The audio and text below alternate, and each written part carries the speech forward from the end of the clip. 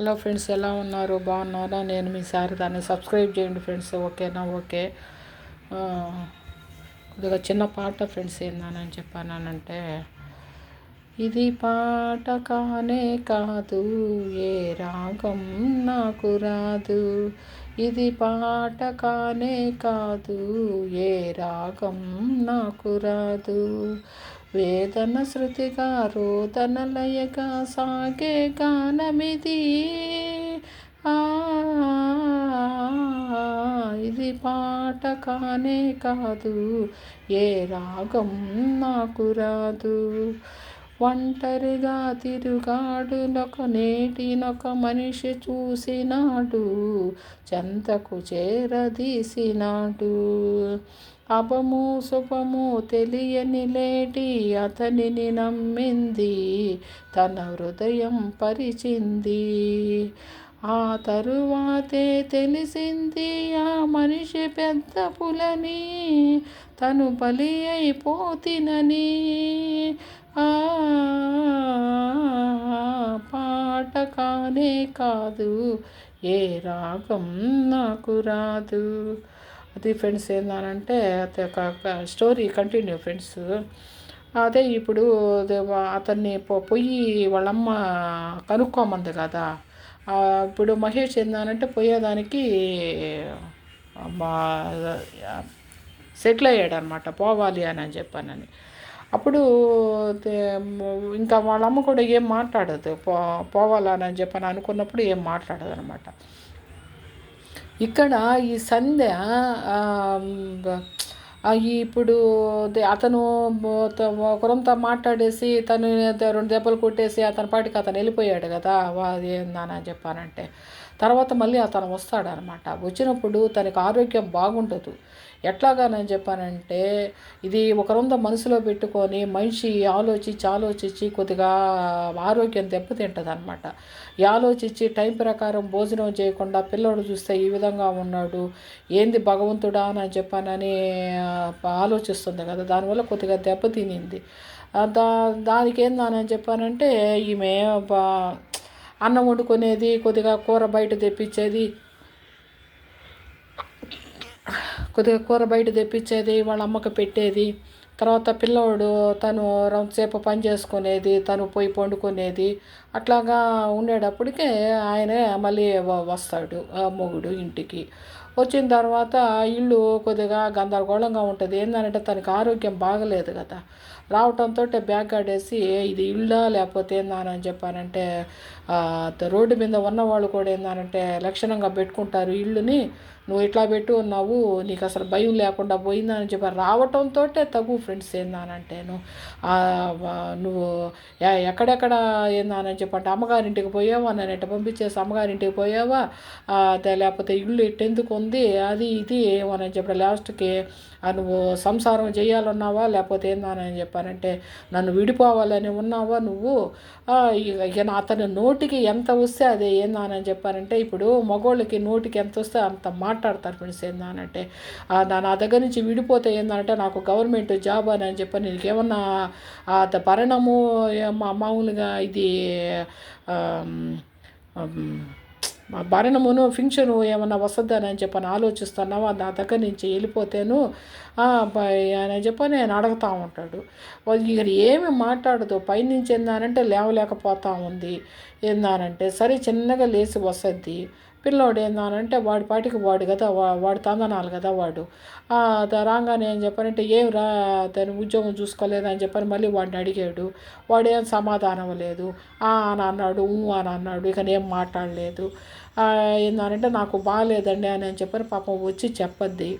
ఏందనంటేను సంధ్య వచ్చి చెప్తే ఏంటంటే నీకే రోజు బాగుంది, ఈరోజు బాగుండేదానికి అని చెప్పని అనంటే అంతలేక వాళ్ళ అమ్మ వస్తుంది.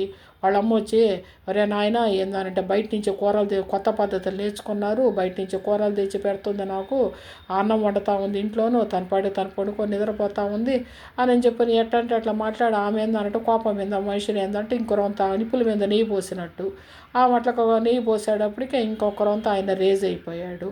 రేజ్ అయిపోయిందని చెప్పానంటే నేను ఈ ఆలోచన అంతా నాకు తెలుస్తూ ఉంది, నేనట పోంగా నేను దానని చెప్పానంటే నువ్వు అమ్మగారింటికనో లేకపోతే ఏందానంటే మా అమ్మని ఏందానంటే అన్నం పెట్టకుండా మా అమ్మని చంపేస్తా ఉండవు, ఇది అదే అని చెప్పని నేను ఆ తిట్టుదే నీ వల్ల వాడు చెడిపోయింది, ఇదే ఫ్రెండ్స్ ఏందానని చెప్పానంటే రావటంతో ఇదే గొడవ అనమాట.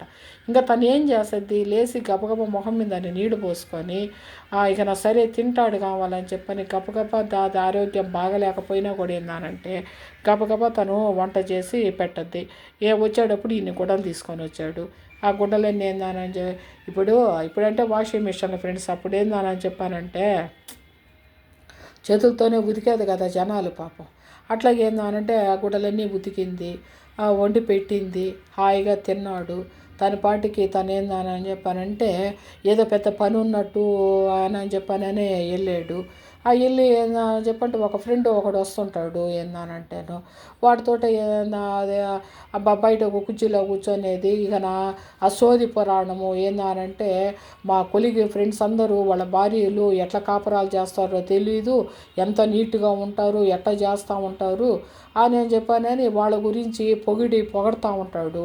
అది మగవాళ్ళకి పెద్ద చెడ్డ అలవాటు అది ఏందని చెప్పానంటే మాకు దొరికారు ఏమనంటేను ఎట్లా చేస్తున్నారు అట్లా చేస్తున్నారు, వాళ్ళు పెద్ద పెద్ద చదువులు చదువుకొని కూడాను పిల్లకాయల్ని ఏ విధంగా చేస్తూ ఉండారు, వాళ్ళ పిల్లల్ని ఎంతంత చదువులు చదివిస్తూ ఉండారు, ఇది అదే అని చెప్పి సోదంతా ఒక గంట మాట్లాడాడు. సరే అదేందంటే వచ్చిన ఫ్రెండ్కి కూడా పాపాన్ని కాఫీ ఇచ్చేసి తను పంపించింది. ఆ తర్వాత మళ్ళీ ఏందనంటే ఇక నేను పని లేదు కానీ అని చెప్పి సేపు పడుకునేటప్పటికి మళ్ళీ అంత బయట నుంచి వచ్చాడు. వచ్చేందంటే అసాసం దాటప్పుడు పడుకున్నావా, ఇక కాపురం ఏం బాగుపడద్ది, నువ్వు ఈ రకంగా ఉండవు అది ఇది అని చెప్పి మళ్ళీ తిట్టిపోసాడు. తను మళ్ళీ పాపం కష్టం మీద లేచి మళ్ళీ ఏంటంటే కాళ్ళు చేతులు కడుక్కొని పాపం ఏంటంటే మళ్ళీ సాయంత్రానికి అన్నీ ప్రిపేర్ చేసుకుంది. ఇప్పుడు ఇన్ని రోజుల తర్వాత వచ్చాడు కదా ఫ్రెండ్స్, ఇప్పుడు ఆడమనిషికి కూడా ఎన్నో కోరికలు ఉంటాయి, ఎంతో ఉంటుంది. కనీసము దగ్గర కూర్చొని ఒక మంచి మాట కానీ ఏమ్మా ఏందని చెప్పి ఈ వారం రోజులు ఎట్లాగా ఉందని కాదు, పిల్లోడు ఇట్లా చెడిపోతున్నాడు, మనం దానికి పరిష్కారం చూస్తామని కానీ ఇట్లాంటివి ఏమీ లేవు ఫ్రెండ్స్. ఏందానంటే అతని దగ్గర వచ్చాడు, ఇప్పుడు వాడు కానీ మంచి ఉద్యోగంగా చేసి కానీ ఉంటే అతని క్రెడిట్ అది ఏంటంటే నా వల్ల బిడ్డ బాగుపడాడు అని. ఇప్పుడు చెడ్డగా వాడు తయారయ్యాడు కాబట్టి ఏంటంటే ఆ క్రెడిట్ అంతా ఏంటంటే సంధ్యాది. మగోళ్ళని అసలు వద్దులేండి ఫ్రెండ్స్ ఏందని చెప్పానంటే మగోళ్ళు అట్లాగా క్రెడిట్లు సంపాదించుకుంటారనమాట. తనకి ఏముంది వచ్చాడు ఇక ఆమెతోటి పాపం ఒక అచ్చట ముచ్చట ఏముంది పాపం. ఇంకా ఇప్పుడు ఒక ఆడ మనిషి ఏందని చెప్పానంటే ప్రతి ఒక్కటి సిగ్గు విడిచి కూడా చెప్పలేదు ఫ్రెండ్స్. కొంతమంది ఆడవాళ్ళు ఏందనంటే సంసారతరంగా పెరిగిన వాళ్ళు ఏందని చెప్పారంటే మగోడు దగ్గరికి తీసుకుంటే పోతారు కానీ ఆడ మనిషి ఏందని చెప్పడం మగోడు దగ్గరికి తీసుకోదు కదా. అట్లా అయిపోయింది అనమాట సంధ్యా పరిస్థితి. తనకి అసలు ఏమీ అర్థం కాక ఏందని చెప్పానంటే ఇతనికి ఇంత నేను చేస్తామన్నా కూడా ఏంది అనేది తనకు అర్థం కావట్లేదు. మళ్ళీ ఏముంది మళ్ళీ ఆదివారం నైట్కి మళ్ళీ బయలుదేరేశాడు వెళ్ళాడు. తను పిల్లోడు మళ్ళీ ఏందని చెప్పి మళ్ళీ రొటీన్ లైఫ్ అయిపోయింది అతనిది. తర్వాత ఒకరోజు ఏందని చెప్పి సంధ్య మాత్రం గట్టిగా అడగద్దాను, అంటే నువ్వు మాత్రం జాబ్ కానీ చేసుకోకపోతే మాత్రం నా వల్ల కాదు నాయన ఏందని చెప్పానంటే ఆయన వచ్చినప్పుడల్లా నన్ను తిట్టిపోస్తున్నాడు, నీకు అర్థమవుతుందే అని చెప్పని అని అంటుంది అనమాట. నువ్వు చూస్తే ఏంటంటే ఒక బ్యాడ్ హ్యాబిట్కి అడిక్ట్ అయిపోయినావు, దాన్ని మానుకోకపోతే ఏందని చెప్పంటే కష్టం అయిపోద్ది. రేపు ఏంటంటే పెళ్లి చేసుకున్నా కూడా ఏంటి ఆ భార్య కూడా నీ దగ్గర చేయాలన్నా కూడా కష్టం కదా అని చెప్పని మంచి మాటలో చెప్తాది అనమాట. చెప్తే ఏందనంటే అని అంటాడు అని అంటాడు. తర్వాత తన పాటి తను ఏందనంటే తను చేసుకుంటుంటాడు. ఇంత కష్టపడతా ఏందని చెప్పానంటే తను ఎందుకు బ్రతకాలి అనే ఆలోచనకు వచ్చేసింది అనమాట. ఇప్పుడు ఎట్లాగా నేను చెప్పానంటే ఒక పక్క చూస్తే ఏందనంటే ఇప్పుడు తనకి బాగలేదు అని తెలుసు పాపం. ఇప్పుడు అత్తగారు ఏంటంటే తను ఒక ఆడ మనిషి బాగలేదని తెలుసు, కానీ ఆమె ఏందనంటే ఆలోచించలేకపోతుంది. ఇప్పుడు ఆ రోజుల్లో వేరు ఈ రోజుల్లో వేరు కదా ఫ్రెండ్స్. ఇప్పుడు ఫుడ్డు మారింది ఏందనంటే తలరాతలు మారాయి, అప్పుడు రోజుల్లాగా కాదు ఏందని చెప్పానంటేను. ఇప్పుడు వాళ్ళు ఉన్నంత దిట్టంగా ఇప్పుడు ఈ లేడీసు లేరు కదా ఏందనంటేను. ఆ సున్నితమైన తిండులు ఏందని చెప్పానంటే అట్లా ఇప్పుడు ఆమెలాగా దిట్టంగా ఉండాలని చెప్పానంటే ఈ సంధ్యాకి ఎట్లా వస్తుంది, ఆమె స్ట్రెంత్ వేరు ఈమె స్ట్రెంత్ వేరు ఏందానని చెప్పానంటే అట్లాగా ఆలోచించి ఓ రోజు ఏందానని చెప్పానంటే గుడికి వెళ్తుంది అనమాట. తనకి మనశ్శాంతి లేక ఏదో ఒక టెంకాయ తీసుకొని ఒక పాలపేట తీసుకొని పాపము బాబా గుడికి వెళ్తుంది. బాబా గుడికి వెళ్ళిన తర్వాత ఆడ కూర్చుంటుంది. ఆడ కూర్చుంటే అక్కడ ఒక ఆమె ఏందని చెప్పడం బాబా గుడికి వచ్చిన ఆమె, నాకు బాబా గుడికి వస్తేనే మనశ్శాంతి దొరుకుద్దమ్మా, నాకు బాబా గుడికి కానీ రాకపోతే నాకు మనశ్శాంతి ఉండదు అని చెప్పని ఒక ఆమె చెప్పొద్దు అనమాట. అప్పుడు చెప్పినప్పుడు ఏందానంటే ఈమె అడగద్ది, ఏమ్మా ఏందానని చెప్పానంటే సంధ్య అడగద్దామని, ఏంది నీ కష్టము అని చెప్పని అడిగితే ఒకటని నేనేం చెప్పేదమ్మా, ఏందానంటేను నా బిడ్డ ఇట్లాగా మంచి మంచి అబ్బాయి అనమాట వాళ్ళ బిడ్డ, మంచి వ్యక్తి ఏందానని చెప్పానంటే నా బిడ్డ యాక్సిడెంట్ అయ్యి చనిపోయాడు, ఆ దిగులతో ఏందానని చెప్పంటే నా భర్త మంచం ఎక్కాడు, నేనేందానంటే ఆయనకి సేవ చేసుకుంటా నేను ఇక నాకు ఎవరు లేక దిక్కు లేక ఒక గంట సేపు ఇట్లాగా వచ్చి ఆ బాబాని స్మరించుకొని పోతూ ఉంటాను, బాబా దగ్గరికి వస్తేనే నాకు మనశ్శాంతమ్మ అని చెప్పి నేను ఆమె చెప్పొద్దు అనమాట. అప్పుడు తను ఏందానని చెప్పారంటే నాకు ఇక నా దేవుడే దిక్కు, నాకు కూడా ఏంటంటే నువ్వే దారి చూపించాలా, నీ కాళ్ళు నేను పట్టుకుంటున్నాను సాయి అని చెప్పానని అప్పుడు కాళ్ళు పట్టుకుంటుంది అనమాట, బాబా కాళ్ళు ఆమె. అప్పుడు ఏందానని చెప్పానంటే కొంత పట్టుకుంటుంది ఏమన్నా ఆ దేవుడి దగ్గర కొద్దిగా ఏడ్చుకొని పాపం అదేదో అభిషేకం చేసుకొని వెళ్ళిపోద్ది అనమాట. వెళ్ళిపోయిన తర్వాత ఏందానని చెప్పానంటే వాడు నాకు జాబు ఏందానని చెప్పానంటే నేను అప్లై చేసింది వచ్చింది, కానీ దానికి ఏందానని చెప్పానంటే డబ్బులు కట్టాలని అని అంటున్నారు, మనము 1,00,000 రూపాయలు కానీ కడితే ఏందానని చెప్పానంటేను ఇంటర్వ్యూ లేకుండా నాకు ఇచ్చేస్తారు, వాళ్ళే ఇంటర్వ్యూ పెట్టుకుంటారు, 1,00,000 రూపాయలు కట్టాలి అని అంటున్నారు అని. అప్పుడు సంధ్య ఏంటంటే స్టన్ అవ్వద్దు అనమాట, ఏంది 1,00,000 రూపాయలు కట్టేది ఏంది, మనం జాబ్స్ ఏందని చెప్పడం కొంటున్నామా ఏంది అని చెప్పి నాడు అడగద్ది. లేదు ఇప్పుడు అంతా ఉన్న ట్రెండ్ అంతా ఇట్లాగే ఉంది, నువ్వు నాకేందానంటే 1,00,000 రూపాయలు కానీ ఇస్తే నేను అంటే, ఇప్పుడు ఈయన దగ్గర ఎక్కడి నుంచి వస్తాయి 1,00,000 రూపాయలు, ఇప్పుడు జాబు ఎత్తుక్కోముందానని చెప్పారంటే చదువు అంటే చెప్పించాము, జాబు కూడా మీరే నాకు ఏందానని చెప్పి డబ్బులు పెట్టి తెచ్చేయాలా అని చెప్పానంటే వీడు చదివింది ఎందుకు, అంతే కదా ఫ్రెండ్స్ ఏందానని చెప్పానంటే ఆమె చదివింది ఎందుకు, నా దగ్గర 1,00,000 రూపాయలు ఏడుంటాయి రా అని చెప్పానంటే నువ్వు అమ్మమ్మ వాళ్ళని అడిగి నాకు ఏంటంటే 1,00,000 రూపాయలు తెచ్చిచ్చు, అదే మనవడికి అంత మాత్రం పెట్టలేరా అని చెప్పాడు. ఆమె ఏంటంటే 1,00,000 రూపాయలు వాళ్ళ దగ్గర నుంచి ఆడొస్తాయిరా, అదే వెంకట ఏందని చెప్పానంటే అది మంచి పద్ధతి కూడా కాదు, నీకు ఏందని చెప్పానంటే మీ నాన్న హెల్ప్ చేస్తాడు కాబట్టి నువ్వు మీ నాన్న అడుగు అని చెప్పని చెప్పొద్దు అనమాట. లేదు నాన్న అడిగితే ఏందనంటే తగ్గు పెట్టుకుంటాడు, నువ్వు నాకు ఎట్లయినా సరే నువ్వే చెయ్యాలా అని చెప్పనని వాడు ర్యాష్గా మాట్లాడి ఏందనంటే అన్నం తినకుండా ఎలిగి వెళ్ళిపోతాడనమాట. సరే ఇప్పుడు ఈ సంధ్య ఏందని చెప్పానంటే ఒకటి ఆలోచించింది, సరే 1,00,000 రూపాయలు కడతాము, రేపు ఏందని చెప్పానంటే వాడు జాబు కన్ఫర్మ్ చేస్తాడో చెయ్యడో అది మళ్ళీ డౌట్ వస్తుంది అనమాట. ఇప్పుడంతా ఏందని చెప్పంటే మోసాలు ఎక్కువైపోతున్నాయి, ఏ విధంగా చెయ్యాలి, 1,00,000 రూపాయలు కట్టేసిన తర్వాత వాడు చేతులు ఎత్తేస్తే నేనేం చెయ్యాలి అని ఇది ఒక ఆలోచన పడిపోయింది. తర్వాత వాళ్ళ ఫ్రెండ్స్కి ఏందని చెప్పంటే కొంతమందికి ఉంటే వాళ్ళతో మాట్లాడితే కొంతమంది ఏందనంటే ఇది మామూలుగా ఆ ఫేక్ అట్లాంటివి ఉంటాయి, అందులో నువ్వేందని చెప్పానంటే డబ్బులు పెట్టబాక 1,00,000 రూపాయలు అని చెప్పంటే చిన్న పని కాదు, అందులో ఏంటంటే మీ ఆయన మంచి వ్యక్తి కూడా కాదు కదా, అది ఇదని చెప్పానని చెప్తారనమాట. లాస్ట్కి ఏంటంటే శారద దగ్గరికి ఒకరంతా తీరిక చేసుకొని శారద దగ్గరికి వస్తుంది.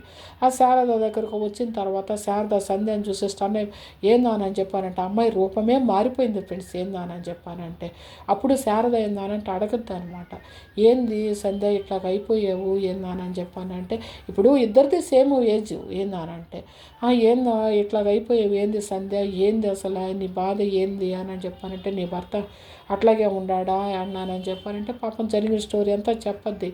ఇట్లా మా అమ్మ వాళ్ళ ఇంటికి పోయేసి వచ్చాను, గొడవ పెట్టుకొని వెళ్ళాడు. తర్వాత వచ్చాడు, మళ్ళీ ఈరోజు కూడా గొడవ పెట్టుకొని వెళ్ళాడు. నాకు అసలు ఏం అర్థం కావటం లేదు.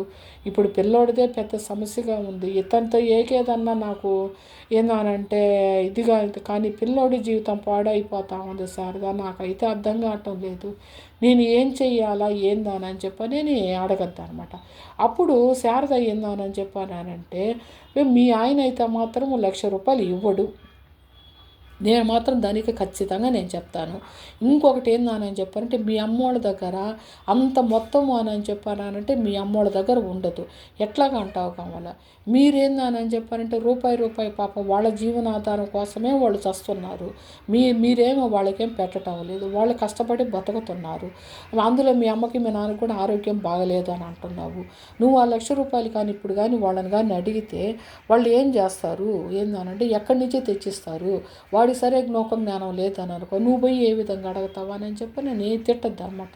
అప్పుడు శారద నేనేందానంటే వాళ్ళని అడిగేదానికి నేను మొగ్గు చూపటం లేదే, కానీ పిల్లోడు ఏందని చెప్పానంటే నన్ను సతాయించేస్తూ ఉన్నాడు.